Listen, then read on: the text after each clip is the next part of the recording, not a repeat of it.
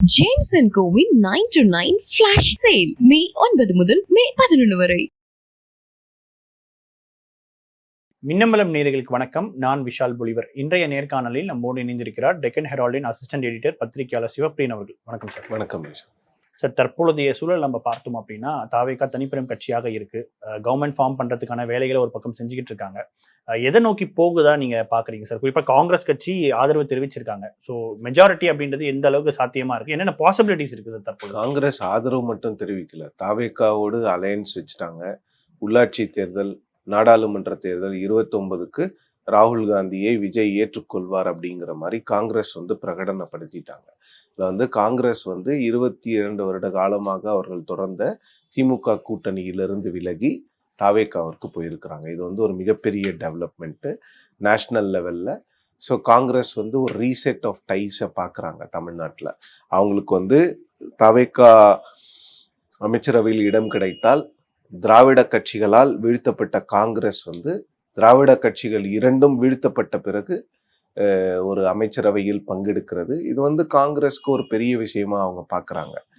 அதில் பாலிட்டிக்ஸில் எத்திக்கலா அன்எத்திக்கலா அப்படிங்கிறதெல்லாம் ஒன்றும் இல்லை, எல்லாமே எத்திக்கல் அப்படிங்கிற மாதிரி தான் இப்போ ஆயிடுச்சு. ஸோ இதை ஜஸ்டிஃபை பண்ணுறதும் ஜஸ்டிஃபை பண்ணாததும் காங்கிரஸினுடைய முடிவு. அதுக்குள்ளே நம்ம போல.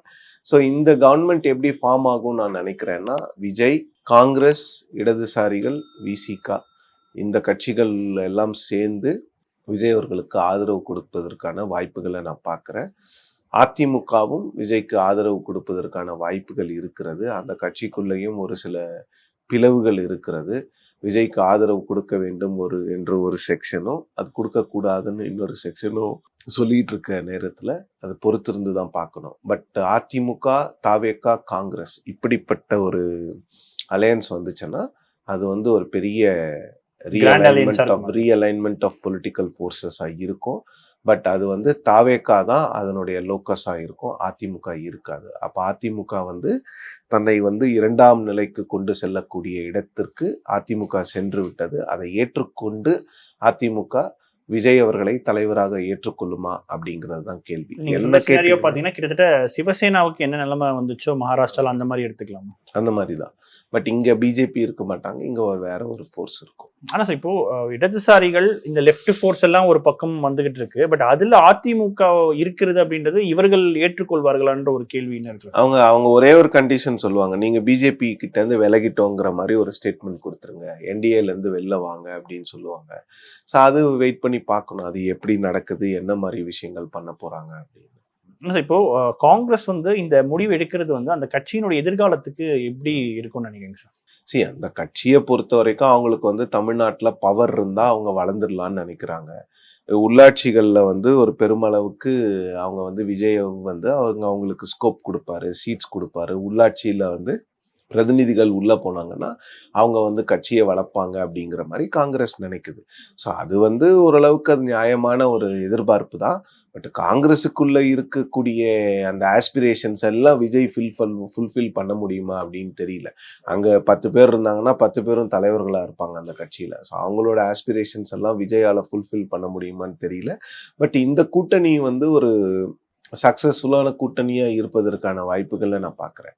ஓகே. ஆனால் இப்போ அதிமுகவும் இன்க்ளூசிவாக வரும்பொழுது அது என்ன மாதிரியான ஒரு டிஃபிகல்ட்டிஸ் இருக்கும் சார்? அது கோயலேஷன்லையும் சரி அல்லது கூட்டணி அடிப்படையில் என்ன மாதிரியான சேலஞ்சஸ் இருக்குதா பார்க்குறீங்க? அதிமுக கூட்டணிக்குள்ளே இணையிறாங்களா இல்லை அதிமுக வெளியில இருந்து ஆதரவு கொடுக்க போறாங்களா அப்படிங்கிறத நம்ம பார்க்கணும். வெளியில இருந்து ஆதரவு கொடுத்தா அது விஜய்க்கு சிக்கல். அதிமுகவுக்கு அது ஒரு வின்வின் சிச்சுவேஷன். அதிமுக கிட்டத்தட்ட பவர்லையும் இருப்பாங்க, ஆனால் ரெஸ்பான்சிபிலிட்டியே இருக்காது. நாங்கள் வெளியிலேருந்து ஆதரவு கொடுக்குறோம், முடிவெல்லாம் அவர் தானே எடுக்கிறாரு, நாங்கள் இந்த அமைச்சரவையிலையா இருக்கிறோம் அப்படிங்கிற மாதிரி அதிமுக அதை ரொம்ப அழகாக ஹேண்டில் பண்ணிட்டு போயிடுவாங்க. அதிமுகவை தினமும் செய்திகளில் வைக்கும் தொலைக்காட்சி ஊடக வெளிச்சம்லாம் அதிமுகவுக்கு கிடைச்சிக்கிட்டே இருக்கும். ஏன்னா அதிமுகவுக்கு இப்போ தாவேகாவை சப்போர்ட் பண்ணால் மட்டும்தான் அவங்களுக்கு ஊடக வெளிச்சம் கிடைக்கும். இல்லைன்னா அவங்க சட்டமன்றத்திலையும் 3வது இடத்துக்கு போயிட்டாங்க. திமுக தான் பிரதான எதிர்கட்சியாக வந்திருக்கிறது. அங்க திமுகவை நம்பி அவர்கள் செயல்பட வேண்டிய கட்டாயம் இருக்கிறது. அதனால அவங்க அதை விரும்பல. இந்த மாதிரி ஒரு அவுட் சைட் சப்போர்ட்னா இப்படி பண்ணிக்கலாம்.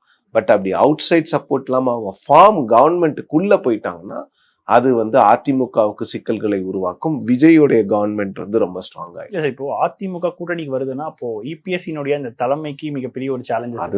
அதுதான் அதை எப்படி ஏத்துக்க போறாங்க? வெளியில இருந்து ஆதரவு கொடுத்தா அந்த தலைமைக்கு சேலஞ்ச் வராது. இபிஎஸ் தொடருவார். இபிஎஸ் ஓரளவுக்கு தொடர்ந்துருவாரு. அவர் போயிட்டு அங்க கொடுத்துட்டாருன்னா அவர் தொடரலாம். பட் அவர் வந்து அமைச்சரவையிலயோ இல்ல அவர் வந்து ஒரு துணை முதல்வரோ எதுவும் அவர் ஆக முடியாது. ஆனா இப்போ இந்த ரிசல்ட்டை வச்சு பார்க்கும் பொழுது அப்போ டோட்டல் டைனமிக்ஸே வந்து சேஞ்ச் ஆகுது. கம்ப்ளீட்டா மாறி இருக்கு. நீங்க இப்ப அதிமுக அங்க போகுதோ இல்லையோ, அதிமுக அங்க போகலன்னா அப்ப என்ன ஆகும்னா அதிமுகவும் திமுகவும் 2 கட்சிகளும் ஒரே நேரத்தில் எதிர்கட்சி வரிசையில் அமர்வார்கள். கம்ப்ளீட்டா ட்ரெஷரி பெஞ்சஸ் வந்து கம்ப்ளீட்டா ஒரு டிஃப்ரெண்ட் ப்ரொபோசிஷனுக்கு போகுது. அண்ட் இன்னொன்று சார், இப்போ இந்த அமைச்சரவை அப்படின்ற ஃபார்ம் ஒன்று பண்றாங்க இல்லையா, அது கூட்டணி கட்சிகளுக்கும் அந்த அமைச்சர்கள் வந்து கொடுக்கறது, அது என்ன மாதிரியான சேலஞ்சஸ் தாவேக்காவுக்கு இருக்கு சார்? குறிப்பா அவங்களுக்கு என்ன மாதிரியான சேலஞ்சஸ் இருக்கு அப்கமிங் டேஸஸ்ல? அவங்களுக்கு சேலஞ்சஸ் அதுல என்னன்னு பாத்தீங்கன்னா, முதல் முறையா தமிழ்நாட்டில் வந்து ஒரு கூட்டணி ஆட்சி அமையும். யாருக்கும் அதுல வந்து எக்ஸ்பீரியன்ஸ் கிடையாது. தாவேக்காவில் யாருக்குமே பெருமளவுக்கு ஒரு பொலிட்டிக்கல் எக்ஸ்பீரியன்ஸ் நிச்சயமா கிடையாது. ஸோ அப்படி இருக்கும் பொழுது அது வந்து ஒரு சில ப்ளஸஸையும் கொண்டு வரும். இப்போ காங்கிரஸ்ல ஏற்கனவே எம்எல்ஏவா இருந்தவங்க அமைச்சர் ஆகும்போது அவங்களுக்கு வந்து ஓரளவுக்கு எக்ஸ்பீரியன்ஸ் இருக்கும். அது அட்மினிஸ்ட்ரேட்டிவ் எக்ஸ்பீரியன்ஸ்னா அப்படின்னா என்னன்னு தெரியும். இப்போ ராஜேஷ்குமார் சிஎல்பி லீடரா இருக்காரு. அவர் வந்து அமைச்சரவையில இணைஞ்சாருன்னா அவருக்கு தெரியும் ஒரு சிஎல்பி லீடரா என்ன வேலை. அவர் வந்து அவங்கள கைடும் பண்ணுவார். அதே மாதிரி சிபிஐல ஒருத்தங்க, சிபிஎம்ல ஒருத்தங்க, விசிகால இருக்கிறவங்க அவங்கள கைட் பண்ணுவாங்க. இது வந்து ப்ளஸ். மைனஸஸ் என்னன்னு பார்த்தீங்கன்னா, நீங்க நினைச்சதெல்லாம் நீங்க சாதிக்க முடியுமான்னா இவங்க வந்து இவங்களுக்குன்னு ஒரு சில கொள்கைகள் இருக்கும். இவங்க கொள்கைகள்லாம் உங்க மேல திணிப்பாங்க. இது வந்து ஓரளவுக்கு ஓகே. பட் ஏடிஎம்கே வந்துச்சுன்னா அது வந்து டிஃப்ரெண்ட் டைனாமிக்ஸ்ல இருக்கும். ஏடிஎம்கே 47 பேரை உள்ள கொண்டு வரும்போது அவங்க வந்து ஒரு சில பதவிகளை எதிர்பார்ப்பாங்க, போர்ட்ஃபோலியோஸ் கேட்பாங்க. அந்த மாதிரி சிக்கல்கள்லாம் இருக்கும். இது வந்து ஒரு சீசன்டு பாலிட்டிஷனா நீங்க இருந்துட்டீங்கன்னா இது ஹேண்டில் பண்றது ஒன்றும் பெரிய விஷயம் கிடையாது. நீங்க இன்எக்ஸ்பீரியன்ஸ்டா இருக்கும்போது இதெல்லாம் ஹேண்டில் பண்றது கொஞ்சம் சிரமம். பட் நீங்க செங்கோட்டையன் போன்ற ஆட்கள் கிட்ட அட்வைஸ் கேட்டீங்கன்னா அவர் உங்களுக்கு அட்வைஸ் பண்ணி உங்களை கரெக்டான இடத்துக்கு கொண்டு வந்துருவார். ஆனால் இப்போ கோலேஷன் கவர்மெண்ட் அப்படின்னு பார்க்கும்போது சார், இப்போ ஒன்றிய அரசோட வந்து இணக்கமா போகிறது, இந்த மாதிரியான சில விஷயங்களும் இருக்கும். அந்த மாதிரியான சேலஞ்சஸ் என்னென்ன இருக்குன்னு நினைக்கிறீங்க சார்? அதெல்லாம் பொறுத்திருந்து தான் பார்க்கணும். இன்னும் அவங்க கவர்மெண்ட்டே ஃபார்ம் பண்ணலங்க. அவங்க எப்படிப்பட்ட ஒரு கவர்மெண்ட் ஃபார்ம் பண்ண போறாங்க, யார் யாரை மந்திரியாக்க போறாங்க, ஸ்பீக்கர் யார் இருக்க போறாங்க, அதிகாரிகளினுடைய அந்த அந்த இது எப்படி இருக்க போகுது, யாரை சீஃப் செக்ரட்டரி அப்பாயிண்ட் பண்ண போறாங்க, சிஎம்க்கு யார் யார் செக்ரட்டரிஸா இருக்க போறாங்க, எல்லாமே பொறுத்திருந்து தான். அட்மினிஸ்ட்ரேஷன் அப்படிங்கிறது வந்து எம்எல்ஏஸ் மினிஸ்டர்ஸ் மட்டும் கிடையாது. சிஎம்க்கு அட்வைஸ் பண்ணக்கூடிய டீம் எப்படிப்பட்ட டீமா இருக்குது, அது வந்து ஹானஸ்ட் ஆஃபீஸர்ஸ் இருக்கிறாங்களா, தமிழ்நாடு தெரிஞ்சவங்க இருக்கிறாங்களா, அப்படிங்கிற கேள்விகள்லாம் எழுப்பப்படும். ஸோ வெயிட் பண்ணி பார்க்கணும். இப்பவே நம்ம கிரிட்டிசைஸ்லாம் பண்ணக்கூடாது. ஆனால் இப்போ காங்கிரஸ் கட்சி வெளியில வந்தது அப்படின்றது வரக்கூடிய இந்த பாராளுமன்ற தேர்தலாக இருக்கணும், தேசிய அளவில் அவங்களுக்கு என்ன மாதிரியான ஒரு இமேஜ் அப்படின்றது கிரியேட் ஆகும். இன்னும் இல்லாமல் வரக்கூடிய மாநில சட்டப்பேரவையும் இருக்கும் பொழுது இந்தியா கூட்டணியில் இருக்கக்கூடிய மற்ற கட்சிகள் அவங்களுடைய ஸ்டாண்ட் என்னவா இருக்கும் சார்? இந்தியா கூட்டணியே மாறும். ஒருவேளை காங்கிரஸை கலட்டி விட்டு மற்ற எல்லா கட்சிகளும் ஒரு இந்தியா கூட்டணியும் உருவாக்கலாம். அதாவது இந்த மாநில கட்சிகள்லாம் சேர்ந்த ஒரு கூட்டணியா? ஆமா, மாநில கட்சிகள்லாம் சேர்ந்து இந்தியா கூட்டணி. காங்கிரஸ் வேண்டாம், காங்கிரஸ் அவங்க தனியா நினைச்சுக்கிட்டோம்னு சொல்லலாம். அப்படி இல்லைன்னா காங்கிரஸே இந்தியா கூட்டணியில அங்கம் வகிக்கிறாங்கன்னா அந்த இடத்துல திமுக இருக்காது. ஏன்னா காங்கிரஸ் விஜய் இருக்கிற இடத்துல திமுக எப்படி இருக்கும்? நிச்சயமா அவங்களுக்கு இங்க அது செட் ஆகாது. இப்போ காங்கிரஸும் லெஃப்டும் டெல்லியில ஒன்னா இருக்கிறாங்க, கேரளால தனியா இருக்கிறாங்களா, அந்த மாதிரி ஒரு காம்ப்ரமைஸை திமுக ஏத்துக்காது. ஸோ திமுக வந்து அவங்களோட பிஜேபி ஸ்டாண்டை அப்படியே வச்சிருப்பாங்க. பட் அதை வந்து தன்னிச்சையா அவங்க செயல்படுவாங்க. அப்படிதான் இருக்கும். அது ஒரு சிக்கல் தான் திமுக. இல்ல அப்போ அப்கமிங் டேஸஸ்ல வந்து அப்ப காங்கிரஸுக்கு இந்த மாநிலத்தில் நடக்கக்கூடிய சட்டப்பேரவை தேர்தலோ இல்ல 2029 எலெக்ஷனோ இது என்ன மாதிரியான ஒரு பாதிப்பும் வராதா சார்? யாருக்கு? காங்கிரஸ்க்கு வரும். பொறுத்திருந்து தான் பார்க்கணும். அவங்க விஜய் எப்படி ஆட்சி பண்ண போறாரு? இன்னும் 3 வருஷம் இருக்குங்க. அவர் இன்னும் பதவியை ஏற்றுக்கல. அவர் எப்படி ஆட்சி பண்ண போறாரு, அவரோட ஆட்சி எப்படி இருக்க போகிறது, அந்த 3 வருஷத்துல அவருக்கு ஆன்டி இன்கம்பன்சி இருக்குமா இல்ல ப்ரோ இன்கம்பன்சி இருக்குமா, ஏகப்பட்ட கேள்விகள் இருக்குல்ல. 29 என்ன நடக்குங்கிறத நான் 26 நான் கழிச்சு அடுத்த வருஷமே அந்த உத்தரப்பிரதேசுக்கும் தமிழ்நாட்டுக்கும் என்ன சம்பந்தம் இருக்கு? அங்க காங்கிரஸ் அது ஒரு சிக்கல் இருக்கு. அது வந்து நீங்க வந்து பிரதமர் போன்றவர்கள் வந்து அதை வந்து உத்தரப்பிரதேசத்துல காங்கிரஸை எதிர்த்து பேசுறதுக்கான வாய்ப்புகள் இருக்கு. பட் காங்கிரஸினுடைய நம்பகத்தன்மை வந்து கொஞ்சம் கேள்விக்குறியாகும். ஆனா சார் இப்போ விஜய் வந்து இப்ப தனிப்பெரும் கட்சியா தான் வந்திருக்காங்க. இப்போ திமுக கூட்டணியிலிருந்து இப்படி ஒரு கோலேஷன் கவர்மெண்ட்டை ஃபார்ம் பண்றாங்கன்னு பொழுது மக்களிடையே அந்த அந்த இது வந்து மாறுவதற்கான வாய்ப்புகள் இருக்கா சார், அந்த நம்பிக்கை? ஏன்னா விஜய் அதெல்லாம் ஒண்ணும் இல்லையா, மக்கள் தானே அவருக்கு 108 கொடுத்திருக்காங்க. மக்கள் 118 கொடுத்திருந்தா அவர் ஏன் மத்தவங்கள போய் கேட்க போறாரு?